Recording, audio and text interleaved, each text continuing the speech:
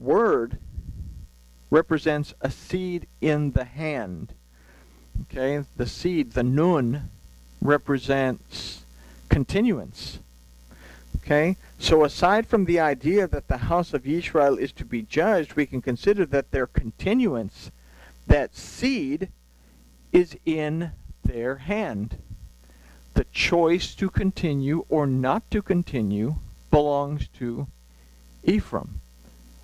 What type of fruit are you going to bear? Are you going to bear good fruit? Or are you just simply going to bear fruit, allow it to become rotten so that it too has to be thrown out with the chaff or the thorns and the thistles? It's within their power alone to make teshuvah. And that is a very important idea, is that Yahuwah is not going to force anyone to make teshuvah. We have the authority to make teshuvah. Yahuwah can do all things. He's Elohim.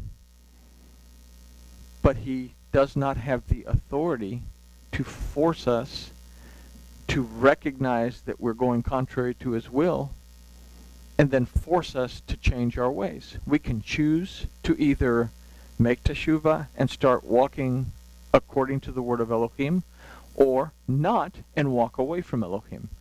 We can choose the reward, or we can choose the consequence. And this is something that Hosea is trying to make very clear to Israel. So, let's see, where were we? Okay. So, it is in our power alone to recognize that we are out of agreement with the word of Yahuwah and make teshuvah.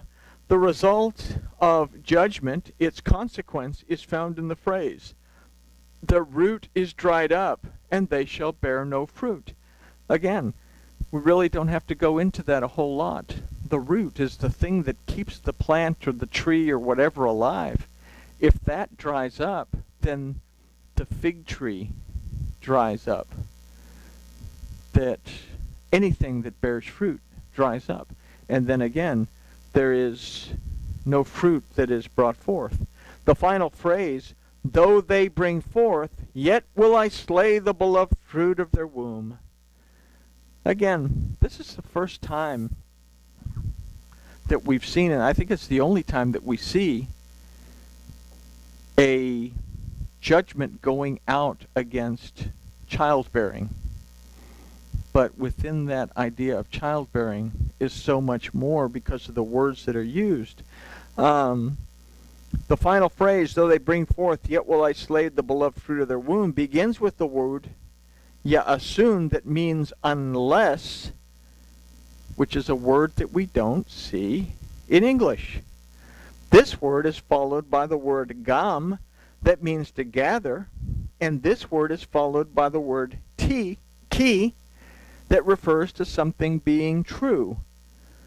The word for bring forth is yalad, that's found in there. So what we can consider is not though they bring forth, but rather unless they gather together truthfulness. Unless they gather together truthfulness. Again, it's not, I'm going to go out there and I'm going to slay them because they're not doing what I want. It's very simply saying, unless they begin to gather truthfulness and begin to make teshuvah because they recognize the error, something is going to happen. So, what happens? Yahuwah says, or if truth is not found and assembled together, and their worship corrected, this is Yisrael, but we say we have a helical timeline going on. Yahuwah says, "I will slay the beloved fruit of their womb." So the word used for "I will slay" is vehemati, that from the root mut actually means to put to death. We haven't seen this word in the last two studies of Hosea. He's used another word to say to kill or to die. This time he uses the word mut, that means to be put to death, to die, to cease to exist. It also refers to dying from the neglect of wise moral conduct, is what this word mut also means. To die because of the neglect of wise moral conduct. This word means to perish and to cease to exist, which, if we consider the fate of the house of Yisrael, is exactly what happened to them. Because of their lack of wisdom in staying in agreement with Yahuwah by and through his Torah, they ceased to exist. We have 10 lost tribes of Israel. We recognize that there are, for some reason, we recognize that there are 3, and 10 doesn't make 12, but hey, we don't recognize these 10 tribes of the northern kingdom. Okay, so they ceased to exist. Yahuwah brought an end to the beloved fruit of their womb, the spiritual and mental faculties that led to their straying away from Yahuwah Elohim. He brought an end to it. That was the consequence of not making teshuvah. He simply allowed natural processes to take place. He had defended them against their enemies before. When they were Torah observant, when they were in agreement with his word, Yahuwah was always there to protect them from invasion or whatever. But because they chose to be out of agreement, Yahuwah withdraws. And as a result, the natural processes take place. Here come the Assyrians. They go into captivity the first time. Here come the Babylonians. They go into captivity a second time, and they never bother to go back. And they get assimilated into the nations, to where Yahusha comes and he sends his apostles out to gather the fragments of the lost sheep of the house of Israel. And Paul is saying, you don't have to convert to Judaism. Just come on out of the closet, come out of hiding. You don't have to go through this conversion process. You can come back and be part of the house of Israel. So, but they cease to exist. Yahuwah brought an end to the beloved fruit of their womb, the spiritual and mental faculties that led to their straying away from Yahuwah Elohim. Yisrael went into captivity because of their choice to become an enemy of Yahuwah Elohim. So again, Yisrael went into captivity, and we can say they were dispersed because of their choice to become an enemy of Yahuwah Elohim, to no longer be in agreement with his Torah.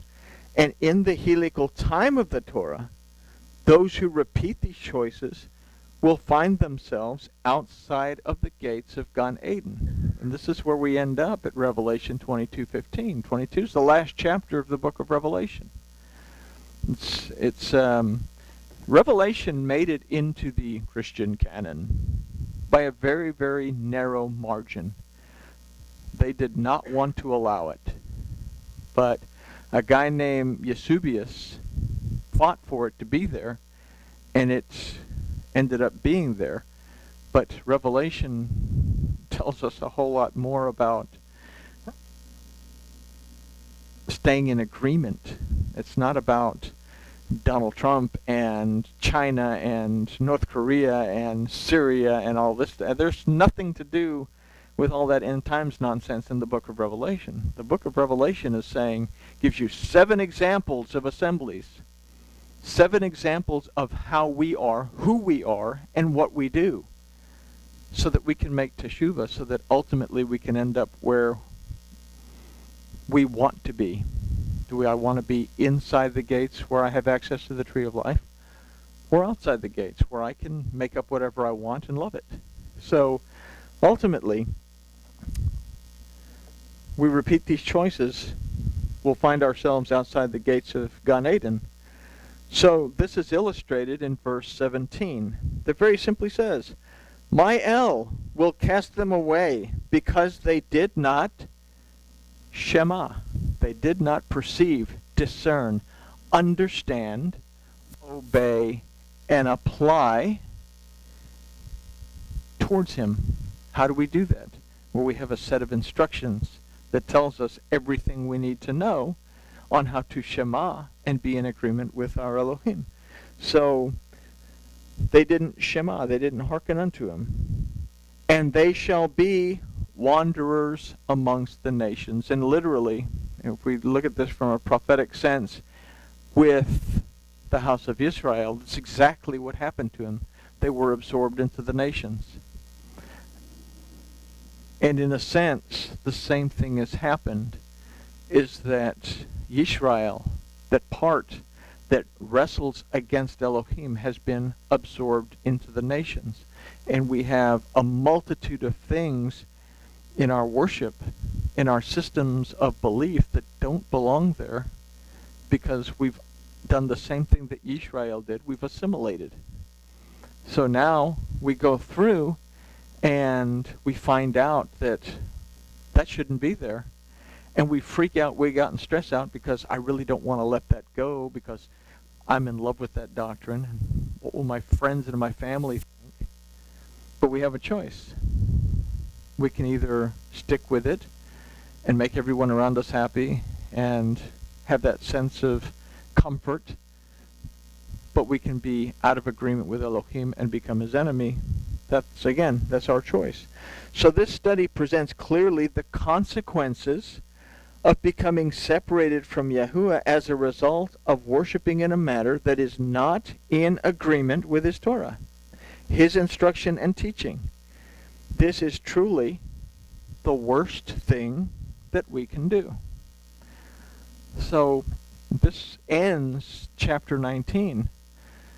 Yisrael, that beginning little deal that Hosea gave to Israel in verse 10 says, look, you guys are special.